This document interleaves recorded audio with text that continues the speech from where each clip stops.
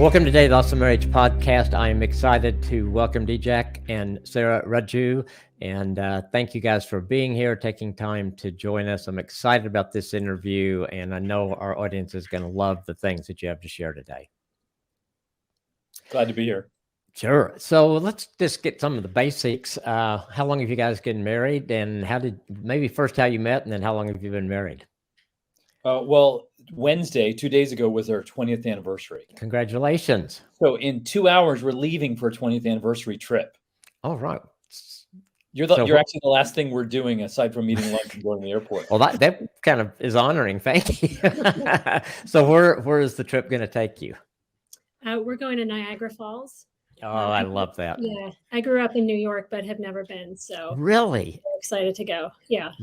We did an interview in Toronto a few years ago, and so Nancy and I took the time to go to Niagara Falls, and we loved it. So that's it. And plus, it's a pretty romantic place to go for an anniversary trip.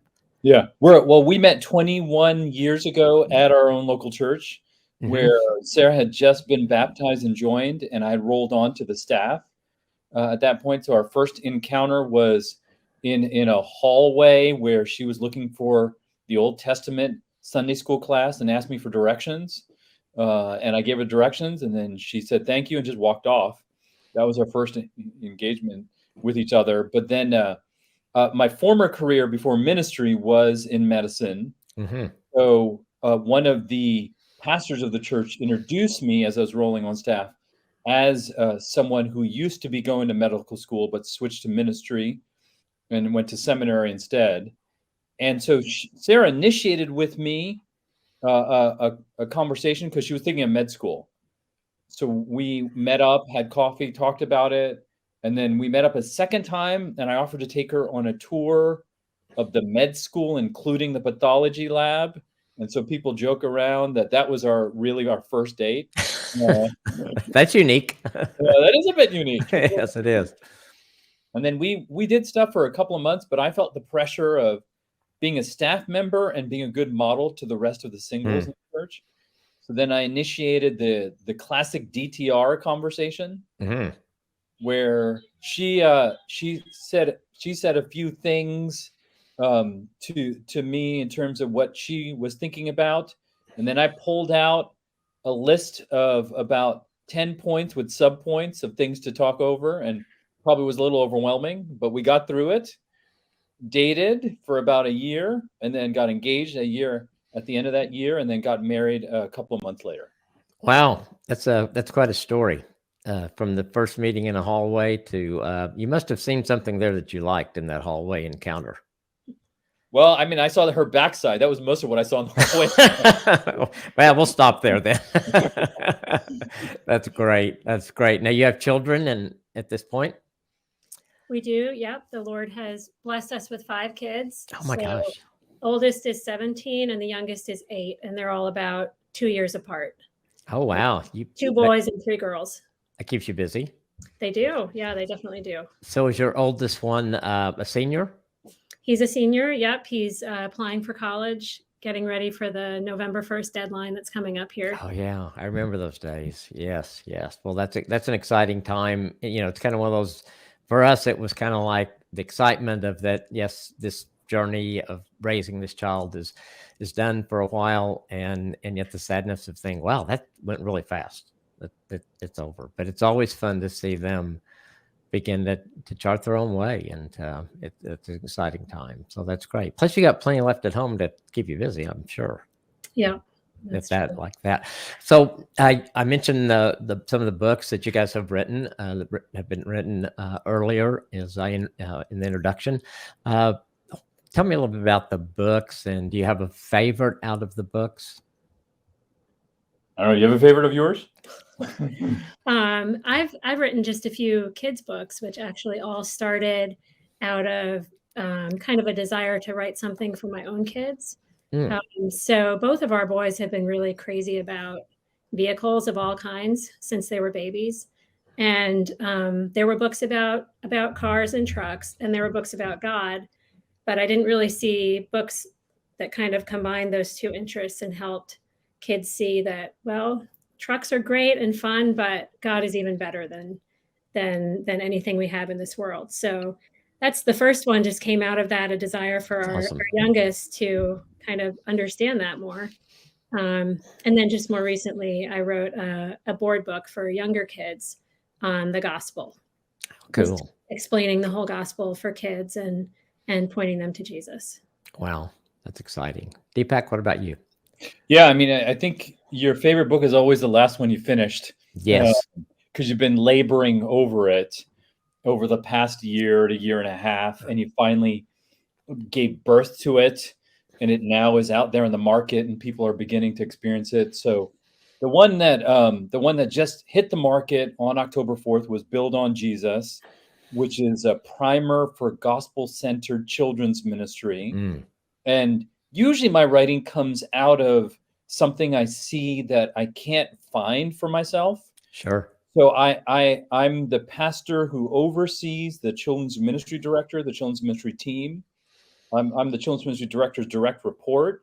And I get in the trenches and thinking through, brainstorming, problem solving, overseeing. So I met with the whole team on Sunday for a long lunch, and we problem solved and talked through things together. So I wanted a basic primer for the main person who's responsible for children's ministry in a local church, whether they're Wow. part-time or volunteer or full-time. I just want a manual that helps them to think through the three categories were priorities. What are the main things that they need to keep at the forefront, like teaching the Bible with a special emphasis on the gospel. The people involved. So what's the role of the pastor? What's the role of the children's ministry director? What's the role of the parents? What's the role of volunteers and teachers? And then practicalities. So we deal with everything from the thing that everybody talks about. I don't know where to go on the camera. Here we go. There you go. There you are. The thing that everybody talks about is protection against child abuse, and that's important. So we have key chapters on thinking through protection against abuse and neglect, Sure. and strategies in responding to that. But then other practicalities like, running a fire evacuation. Mm, The yeah, nightmare scenario is that a fire hits your children's ministry ward on a Sunday morning. sure. And so the question is like, are you ready? Or with all the shootings going on in schools these days, and even some more recently in churches, Yeah. does your children's ministry team know what to do if there's a live shooter in the building? Do you know how to lock it down? Then other practicalities, how do you manage a classroom? Mhm. How does a teacher handle if you're assigned 8 boys ages 8 through 9 and you're not a professional teacher? Do you know what to do Yeah. in that classroom? Do you know how to handle that crowd? And other things like that. So priorities, people, and practicalities is basically the outline of the book. I love that. And I probably if we could call 10 teachers that teach children right now and ask them some of the questions, do they have those strategies or know how to do some of those protocols? Probably most of them wouldn't. I think I love the practicality of it, plus the mission behind it too. That's awesome, because those are things, unfortunately, in today's world we have to think about. Yeah. Well, the goal always has been like, if I can write something that helps our own children's ministry director, then if we put it in print, then we can just try and help as many churches as possible. Absolutely. Absolutely. Yeah, I resonate with the 8 and 9-year-old boys. I used to be one of those, and we used to drive our teacher crazy. She had no idea what to do with us. Yeah. If we would have had a rope, we would have tied her up. So, Yeah. yes, there's a lot of wisdom in that for sure. Well, and there's some days where parents walk in and they think, whoa, when they see what's going on in that classroom. Yeah. That's not the reaction you want out of your parents when they walk into a Sunday school. No. You just want you want it at least to look like you're half under control. Yes. But we want order so we can teach the gospel. Absolutely. To help them listen. So what are some of the obstacles that keep families from having gospel-centered conversations with their children, as we bring that down to in the home situation with the parents that are listening today? Yeah, a couple examples would be, the first one would be a busy life. So they're not having meals together. They feel more like planes passing in the night in an airport. They're just not engaged with one another in a way as a family. So whatever your political views, if you were a Republican or Democrat, you've got to respect President Obama for his priority in having a family dinner whenever he was in DC. He's famous for having prioritized that dinner with his wife and his 2 daughters. And unless there's nuclear war, no one could disturb him during that hour on his staff. That's pretty amazing. And so it's like, I'd say to families, if the president of the United States could make that a priority, so also can any family, no matter how busy they are in their schedule. Another one would be immaturity. Parents just don't know how to lead and don't take the spiritual initiative with their kids. So to take more responsibility for the spiritual well-being of your family is not an easy thing to do. Not a lot of people have seen that. You're right. They haven't had it modeled for them. So it's something that they have to learn as their priority and then take the initiative to do that. Yeah, I think, because I think that the last thing that you just mentioned, I think is a huge obstacle of parents that feel inadequate or unprepared and those kind of things. So what did you say? Just take that step forward? Because my belief is that if you take that straight forward in faith, God's going to equip you. Certainly, there's tools and things out there, but it's just willing to take that step, because I don't think any of us, really feel that adequate to do that. But I think God equips us to do that. Yeah. Well, and people are scared that they're not a Ligon Duncan or John MacArthur or Mark Dever. They're not going to be this dynamic teacher. Well, that's not what your kids want. No. The kids need you to just simply open the Bible, read a few verses, and make some comments about it. Yeah. That's the most basic thing you could ever do. But something that's a real value is actually seeing other people do it. I ran into a couple, a guy who's a pastor now down south, and when they were dating, they came over for dinner, and then we invited them to come upstairs when we did our bedtime routine to watch Bible reading, scripture memorization, other things that we do with our kids. And he said to me, we still remember when you guys invited us up, and now we're doing it with our children. So you gave us a living example of what that looks like. And I've been surprised. I've underestimated how much that sticks with people. Oh, that's so good. And also, especially those who grew up in non-Christian families, they don't know what this looks like. So give them a live picture or model. The other thing I'd say is just spiritual malnourishment. If the gospel is not something that parents are marinating in personally, it's not something they're going to offer to their kids. So I like Dr. Mike Emlett from CCF up in Philadelphia often talks about this idea of marinating in the gospel. And so if you're soaking in the gospel, if you're just soaking in the word, both in your personal time, in your public time, sitting under the preaching of the word at church, in Bible studies, it's just gonna come out. It's like a sponge full of water. You squeeze it, it's just gonna come out when you squeeze it. So yeah, marinate in that gospel, and then it's gonna be hard not to communicate it. Yeah, that's so good. That's just a couple of things I thought about in terms of obstacles. Do you have a preference or ideas? Say parents are listening and maybe their kids are in the 5 to 10-year-old range. Is there a translation that you would prefer in communicating with kids that age? Or do you feel like you can use almost any translation and then the parent can kind of help the kids understand it? Yeah, what a great question. There's a lot of good translations on the market. That's the good news. Yeah. The ESV, the CSB, the NIV. Now, people feel a little controversial about the NIV, especially the 2011, but there are some translation issues with it. But as a whole, overall, it's a pretty good translation. And you have the range of dynamic equivalent, which means they translate it in a way that's like our more common language right now, versus more literal translations, which would be like the ESV. I think they're all fine. You just got to choose a translation and just be faithful in. I think it's less the translation issue and more the consistency issue. I agree. Parents need to just pick something and start working with it. Now, for younger children, the NIRV is actually a really good translation that's geared more towards late preschool, early elementary. So if you see something like the Action Bible or other Bibles like that, often that's the NIRV translation if you look it up. Okay. That's great for early elementary if your kids have the initiative of wanting to read it on their own. Sure. If they want a Bible early on in preschool or early elementary, and they're going to take the time to read it, that's more at their level, versus the ESV is going to be closer to a junior high school basic reading level. That'll be a bit more of a stretch for them. But it's a little bit in terms of the different translations.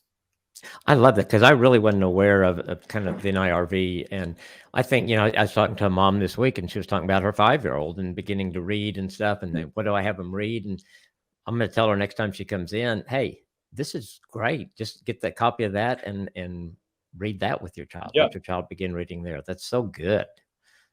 Very good.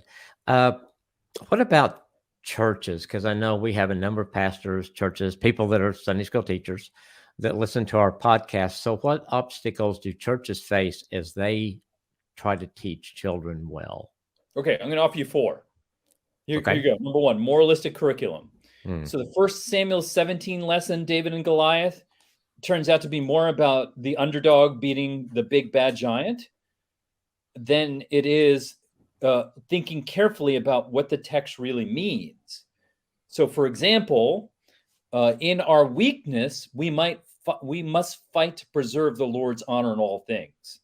That's what we're talking about when we're thinking about 1 Samuel 17. It's not about the underdog. Right. It's about how we honor God in all things that we do. And so, like the entire Bible, the point of the story is about God, not about us. So we got to be careful about moralistic teaching in that regard. Number 2, a weak pulpit. I think a line should be drawn from the pulpit to every ministry in the church. And so if the pulpit is strong with solid biblical gospel-centered expositional teaching, you're not going to be surprised that the people that occupy every ministry in that church are going to be filled up with the word, and that's going to spill over into what they're doing. Yes. So a children's ministry director that's sitting under gospel preaching teaching every week is going to be motivated to get that gospel to the kids. So that's an example of like, well, okay, the line, if the pulpit's weak, short sermons, moralistic, more about motivating you to just do good things.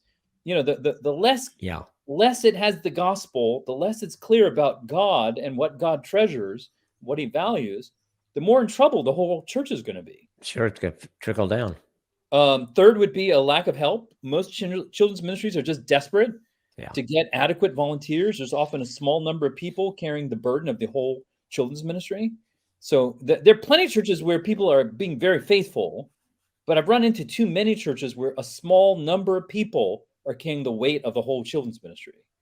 And so just more people need to step up, and that means the membership needs to take ownership of the opportunity of caring for the kids.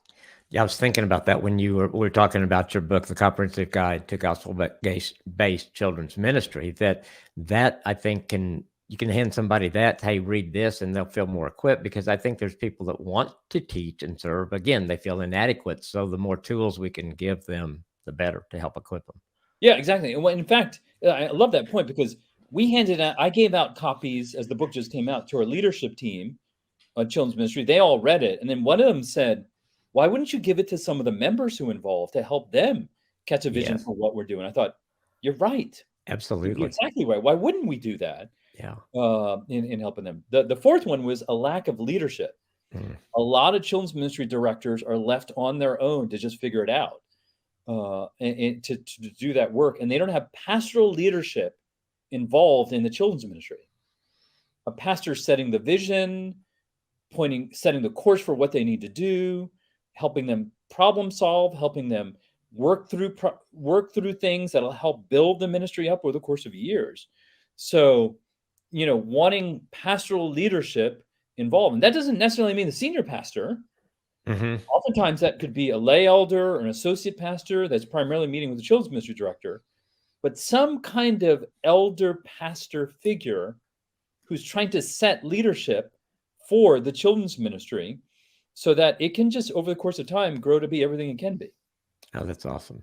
I love that. And always, the leaders that we have in our churches today, but the leaders the kids we're talking about, those are leaders of tomorrow. Yeah, that's right. And we've got to, it's our role to equip them to lead the way God wants them to lead. Yeah. Well, and one of our staff members who read the book, said, yeah, it helped me realize that some of the kids I'm helping right now could be my pastor in 30 years. Yeah, that's pretty cool. So like, I need to take the time to invest in them right now, because, you know, the fruit of what I invest in right now could bear for decades. Mm-hmm. So the goal is raising a generation of godliness. Wouldn't that be exciting to be sitting in your congregation and the person up there giving the message that week is a 5 or 6 year old that you had back in Sunday school? And Yeah. your faithfulness God has used to. Yeah, that just kind of gives me chills. That's awesome. That is awesome. Okay, Sarah, I'm going to let you step forward and let's talk a little bit about, is it ever too young to begin teaching your kids about Jesus? No, I don't think it's ever too young. I think most of us have probably been praying for our kids from even before they were born. And even from the very youngest age, they might not understand all of your words yet, but they can certainly understand the other ways you're communicating with them. So as you care for them well, as you show them love consistently, they're going to start to understand more of what God is like, even from that.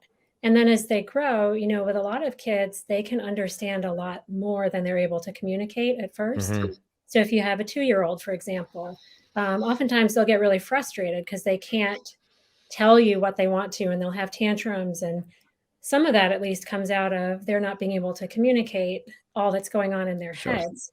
So I think take advantage of that even from a very young age and begin telling them using simple language that they can understand who Jesus is, who they are, and how much they need a savior. So I don't think there is an age that's too young to start. So what would you say to, I had actually a young woman just had her first child, a week old, and she came in and brought the baby. And so they want to have the kind of home, they're young, very young, and that God wants them to. What would you, if she talked to you and said, Sarah, I've got this 1 week-year-old, what do I do over the next couple of years to begin to lay that groundwork with this child? Certainly pray a lot for the child and with the child. As you go about daily life with them, you can talk about God. So you're giving them a bath. God made your hands, God made your fingers, your toes. As you're going for a walk, you can talk about the things you see and how they remind us of the God who made them. As they get older and start to exert their will more and have those tantrums or say no, those are opportunities to show them forgiveness and to point them to the God who can forgive them of all of their sins. So I think there are so many opportunities just as we go about daily life to just start to talk with them about God. I love that, because I think sometimes we think, okay, I've got to go to the Christian bookstore. I'm going to find these books that are appropriate. And what I hear you saying, there's opportunities every day, just in regular life. We just have to take advantage of those. And I think in the prayer of asking God, help me to see those opportunities to do that. But I love what you said, give them a bath and talking with them about how God made their hands and their ears and all those things, and just help them begin to realize there's somebody that loves me amazing that created me. I love that. What about families with older kids, especially maybe as they're getting to teen years, or maybe they're not as, maybe your teens are teens right now. They've just come into that, and you're listening to this podcast and you think, oh my gosh, we have not done a good job of this. Tonight, we're going to start with our teens. We're going to start this. And then the teens go, what? What are we doing? What would you say to these families? So I would say, just as we were just saying, they're never too young to start hearing about Jesus. They never get too old either. So even if an older kid or a teen seems resistant to what you're sharing with them, I'd say, don't do it in a way that's going to turn them off, but continue to make that a part of your daily conversation. when they come to you with with struggles or problems, which they will, to just use those as opportunities also to continually point them back to the one who can help them most of all.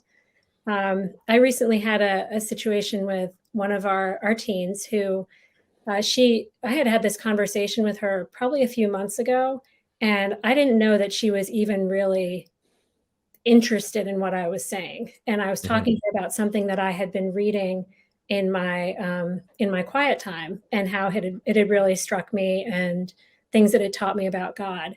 And several months later, she came back and said, "What was that thing you were telling me about that? Like, where is that in the Bible?" And so it had made an impact on her, and she wanted to talk about it more, even that much later.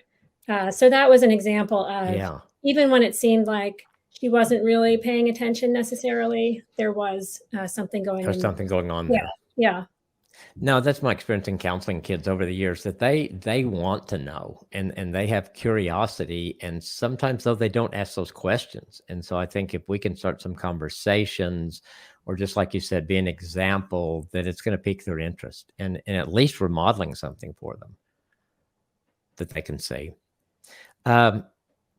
Any particular effective ways you've seen families make the gospel part of their family culture? Yeah, okay. A couple of things. There you are. Parents look for opportunities every day in interacting, just what my wife was saying. So you just got to look for it, because it will come. A kid will have a bad day. You'll feel frustrated with something. And so you get to be honest with your family about what you're working through. Kids have fights, especially younger kids, all the time. Then older kids still have fights. They keep going. There's ample opportunities in a fallen world to go ahead and find a way to apply what you know in terms of your faith to a particular situation. Now, you don't have to force feed it into a situation that it doesn't really seem to fit all that well. But if you just look for the opportunities, they're going to come. They're just in abundance. In the mundane nature of daily life will provide more opportunities than you can probably capitalize on. Do you have a starting, if you had to say 2 or 3 things that you feel would be important to build into that culture, what would you say those would be? You mean overall in terms of the family? Yes. Well, yeah, I mean, kind of starting points. Starting points would be, let it be normal that you read the Bible with your kids. If it's never present in your home ever, then it's awkward to then speak in the Bible if they've never heard you engage it before with them. Sure. So, making reading the Bible, family worship, a normal part of the family culture, and even like family worship, just singing hymns. I love just bringing programs home from the church, because our church publishes the hymns that we sing in the program.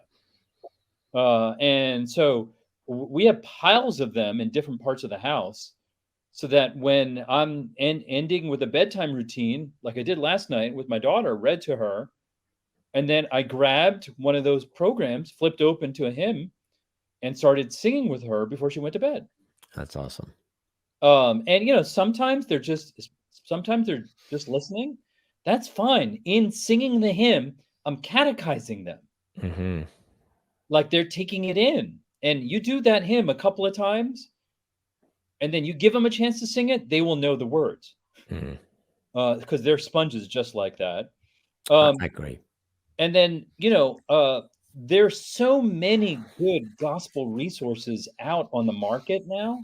I mean, there's like a wealth of good resources to be able to tap into now, which is very different when I was growing up in that regard. So parents who are just really timid about this, just don't feel like they know where to start, which is where Sarah and I were when we first started all this. Well, we just bought a bunch of good resources and just started reading them. It's kind of like training wheels. Yeah. You don't feel like you know how to do it, then let somebody else put the words in your mouth. By reading a good resource early on with good illustrations. Later on, it's more just words and chapter books.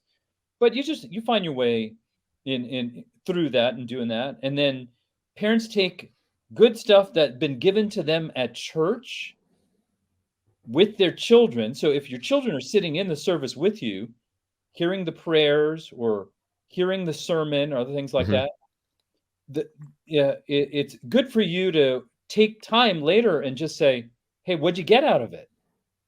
Yeah. What'd you learn? Anything helpful to you? So again, it's like taking that initiative to have a spiritual conversation with your kids. The opportunities are there. It made me think, because I do think music is so powerful. And I remember a mom that was just telling me about the conflict that her kids had on the way to school every day.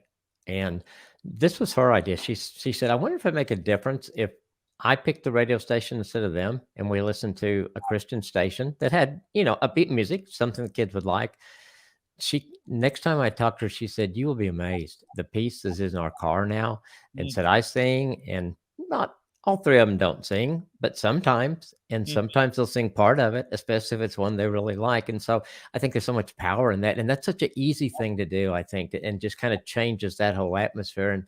And I said, well, reinforce that. Let them make sure they know that there's a difference in what you're doing. And so they can connect those things, because it made a difference. Amen. Oh, I love that thought. Yeah, I love it too. Okay, so we're getting closer to the Christmas season. Good time to, I don't know, we need to keep our faith in front of us all the time. But I think a lot of people, they've been to kind of refocus. Christmas comes, but it's a busy time. So what can they do to further what we're talking about in their family's Christmas season? Any particular traditions or ideas that you have that would help people kind of jumpstart and keep the focus with all the distractions that Christmas gives us, but to really keep the focus in their family on the message of Christmas? Okay, I'll offer one, and Sarah will offer one. Okay. So the one I'll offer is we have all kinds of Christmas stuff, especially ornaments, packed away in a box in the basement. But in that box too is Christmas books that we only pull out in December around Christmas time.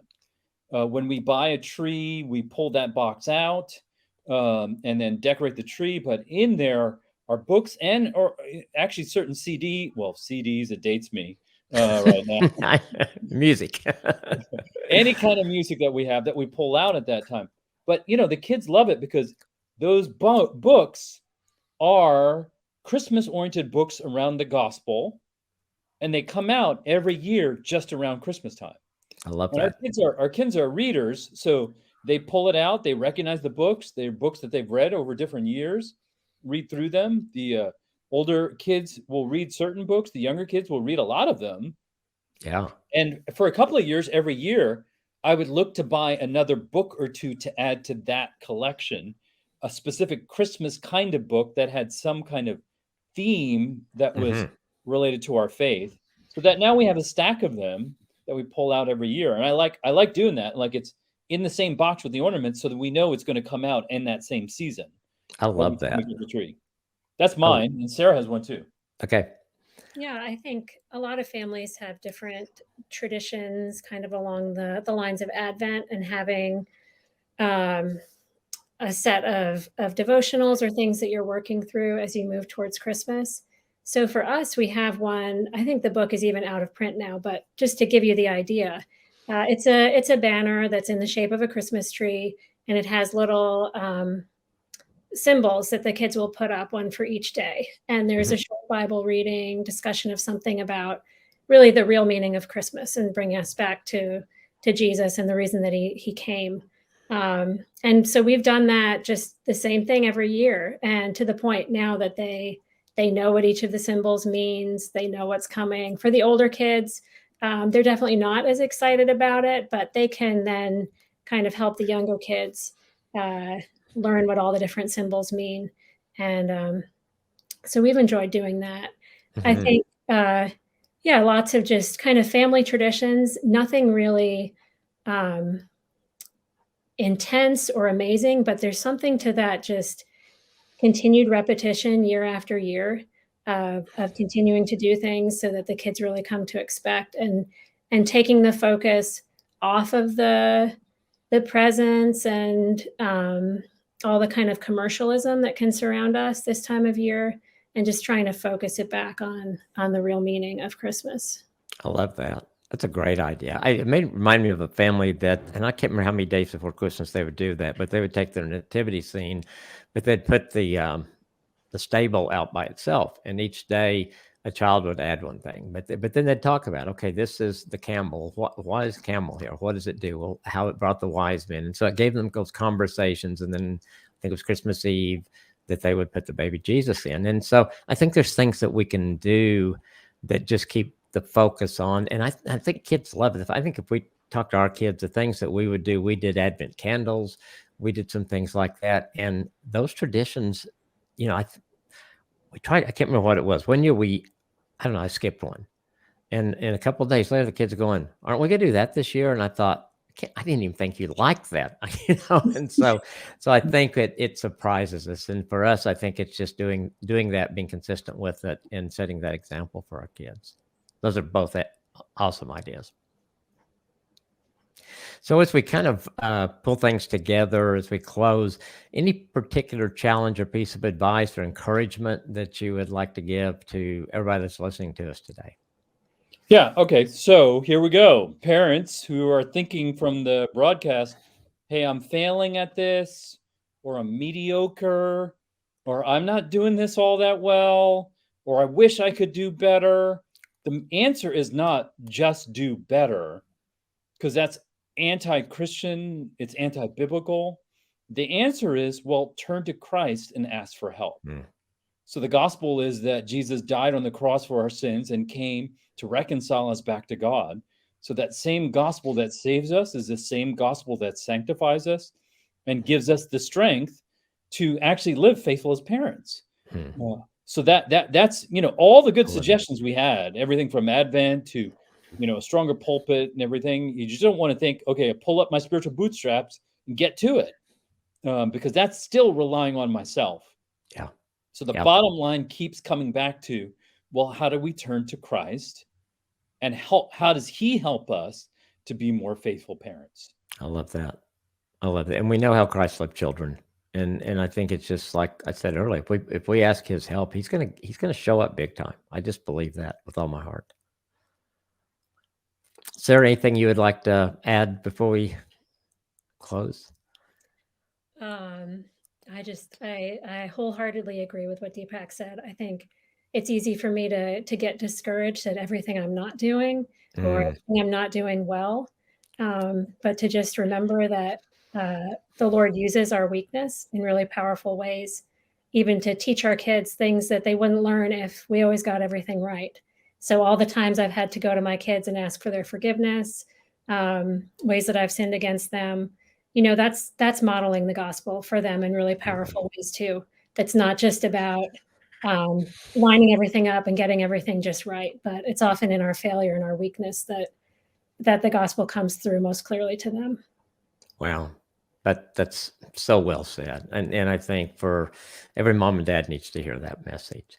It has been great to just have you guys today. The book's Build on Jesus, Comprehensive Guide to Gospel-Based Children's Ministry, and the Jesus Saves book. And if people want to know how to get a hold of you or contact you, what's the best way for them to do that?